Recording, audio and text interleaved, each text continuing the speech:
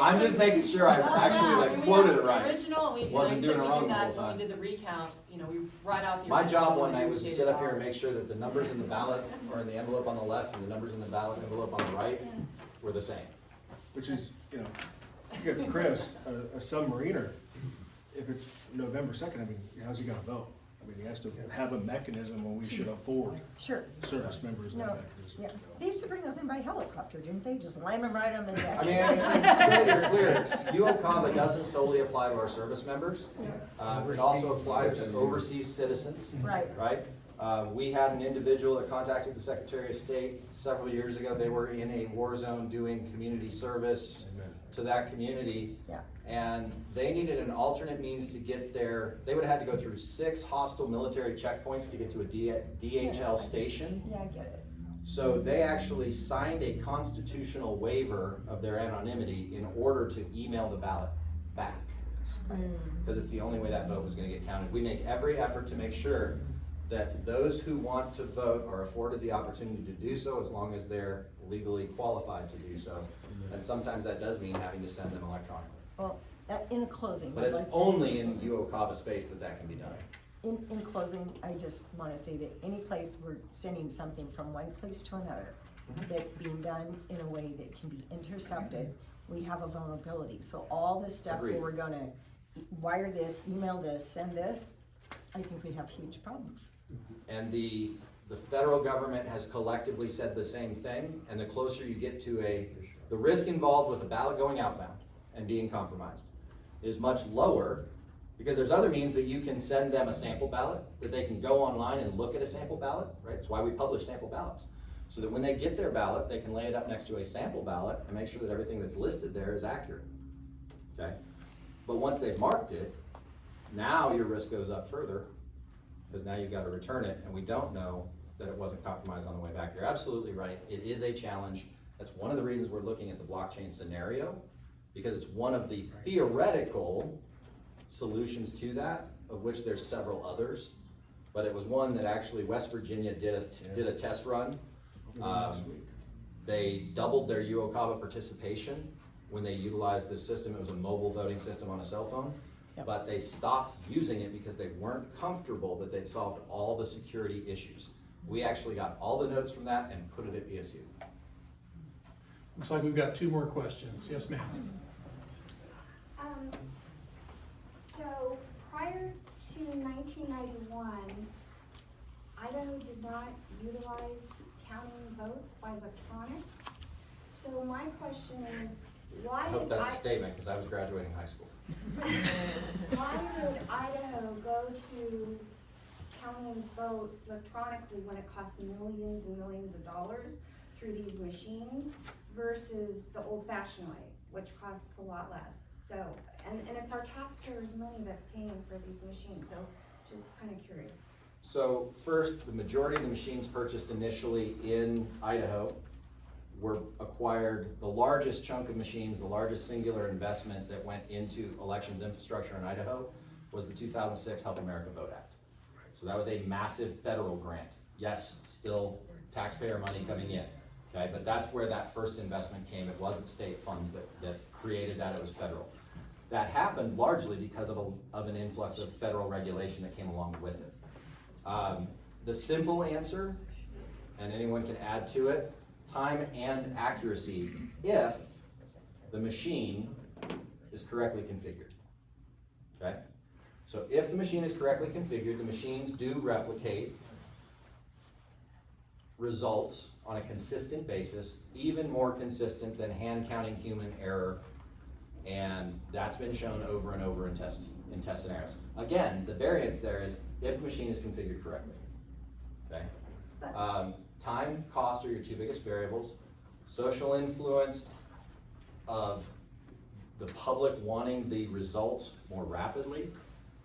There have been numerous studies that have shown that the longer you wait from election day to produce the results, the less confidence there is in those results.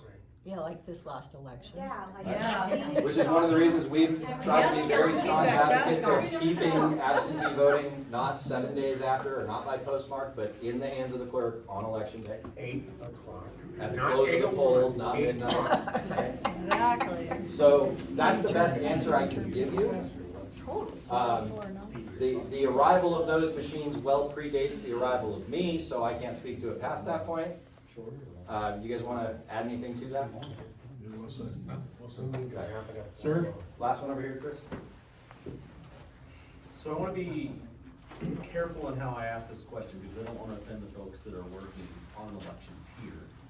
This is a general question to ES&S. And as you are working with various counties in this state, around the country, and you're coming into contact with the people that are, working in the clerk's office or the elections office, are the people there qualified to oversee the work that your technicians are doing? Meaning, are they technically at a level to understand what's being done right in front of them, even as they're observing, and to question things that they should be questioning, or could be questioning, maybe that, everything's okay. But your personal assessment in that work, what is the level that you're finding in terms of technical acumen in those offices? And what are the compensating controls to ensure that the machines are not being compromised by one of your technicians who, I don't know, maybe there's multiple that always show up to do a repair. I don't know how you do that, so. Great question. My general impression is yes, and yes, they are qualified, and here's why. For Idaho, we have a 3-person team, right, Lori, that comes to do upgrades and maintenance and repairs. Okay, so it's not a single person from ES&S that's working on the machine being overseen by somebody in the county? No, we don't do that work without being observed by the county. So the county runs the elections. We stand by to assist if the machine gets a ballot jam or one of the belts that makes the ballots move through the machine breaks. But the counties run the elections. When we schedule a upgrade or a maintenance or a security patch, we coordinate with the county. We show them the checklist of steps that we're gonna take, hand it to them. This qualified and trained maintenance individual is the same guy, or one of 3 guys that service Idaho, is the person that comes in. And when they go into that room, they are observed while they're in there. There's a checklist that he is following, that the county has access to and can verify. Okay, I inserted I entered maintenance mode or admin mode. I inserted the update secure USB. We follow that checklist rigorously. If it doesn't, if the checklist is deviated from, that's a stopping point where the maintenance tech talks to the county and says, I got to this step and it's not letting me go to the next step. We may have to start all over. Those maintenance, repair, and upgrades are in constant observation by county personnel, and I'm confident that because of the in-brief that we provide to the county person, the checklist, that they are competent to follow and observe and detect a deviation, I think is what you're getting to. If there's some anomaly that happens during this upgrade, the county is qualified, in my estimation, to detect that. I'm Is worried. Oh, go ahead. I'm worried though about the future. We're seeing a mass exodus of wonderful, qualified election administrators around the country. So we can say this today. I mean, the people that you have servicing and serving you as public servants are tremendous around this county, around this state, and around this country. I'm worried about the future because they're leaving and they're not coming back. So I cannot speak to the quality of person that will be coming in the future because it's tough. It's not fun right now. And they need your support. We have time for One follow-up question on that. Are there opportunities during those maintenance cycles for the technician, whoever's doing that work, to go off script? Is it possible technically within the software, within the hardware, within the confines of what you build, for them to deviate in any way where they could introduce something unbeknownst to ES&S?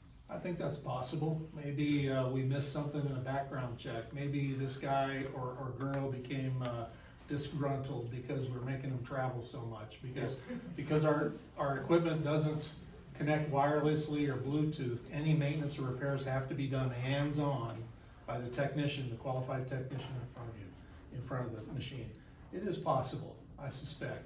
But the follow-up actions, where after the maintenance check or the repair is done, the county comes right in and tests that machine to make sure that it's in the authorized configuration. There are serial numbers and software version numbers that all have to match.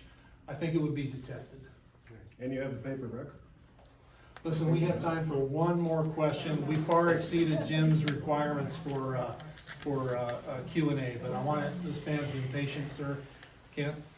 A statement was made earlier that some, if not most of the people in this room, or whoever in general society, has seen the video of the ES&S tabulator machine and a man inserting 6 ballots, 4 marked for Trump, 2 marked for Biden.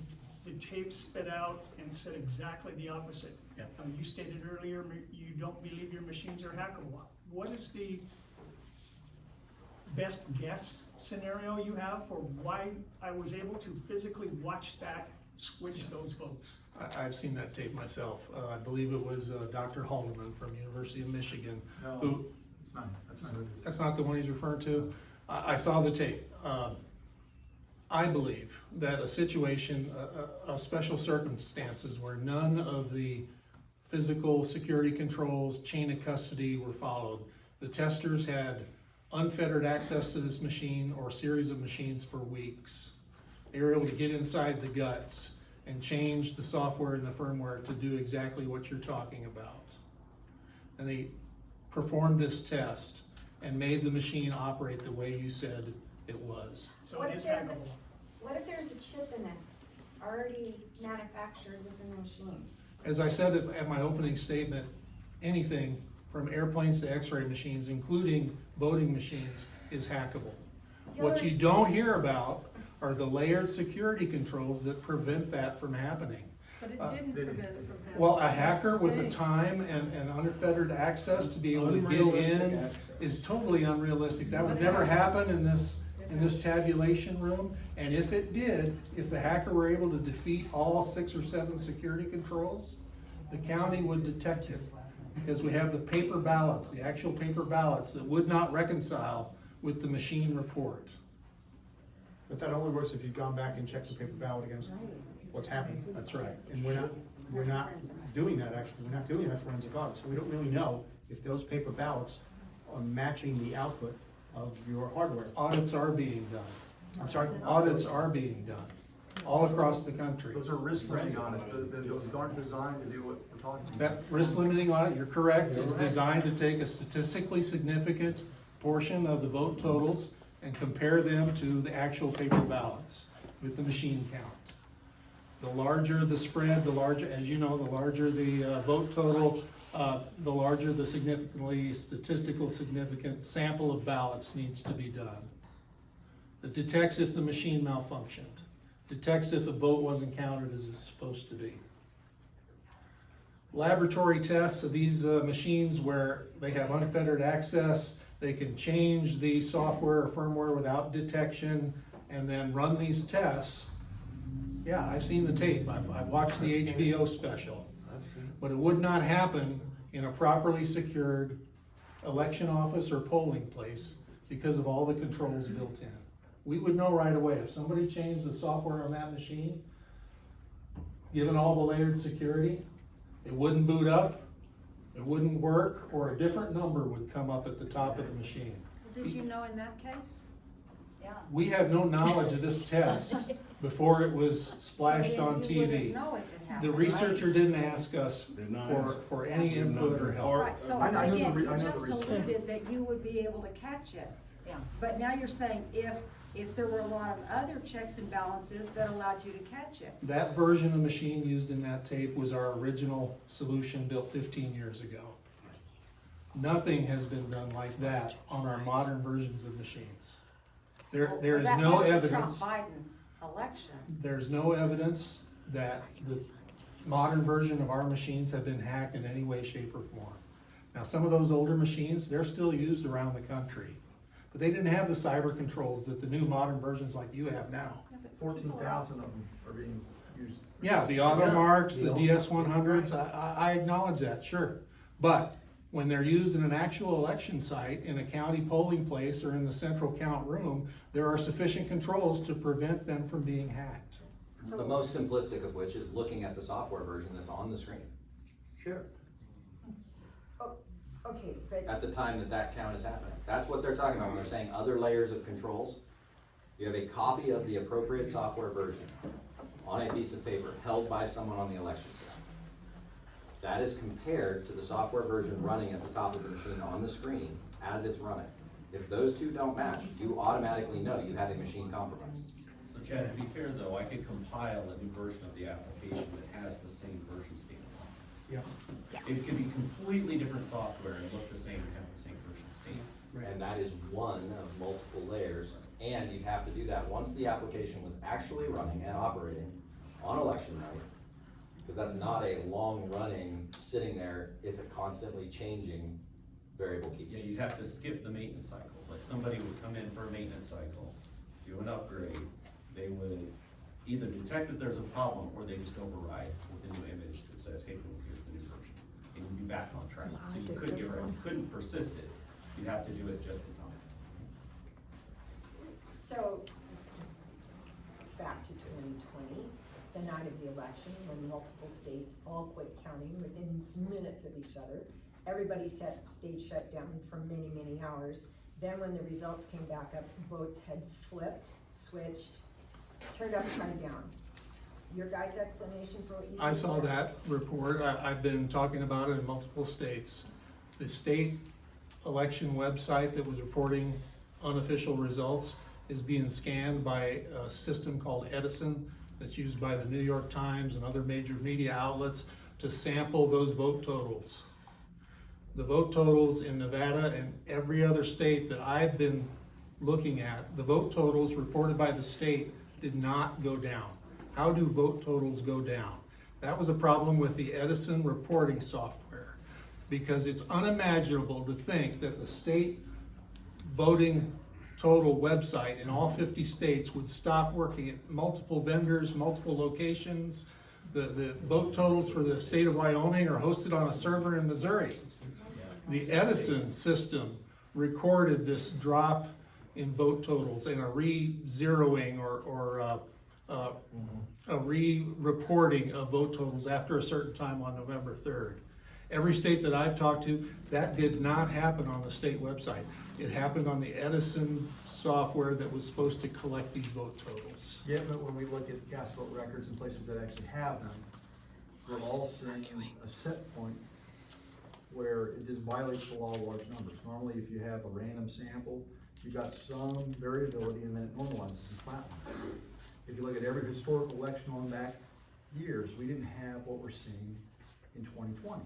I agree. And so the Edison thing, if you look at that phenomenon of having a zeroing out and a change in numbers, why is it that we're looking at 12 counties across the state and you've got a set point, and that would, it's akin to saying, I've got 6,000 Biden voters in line in person submitting their ballot. We know that's bogus.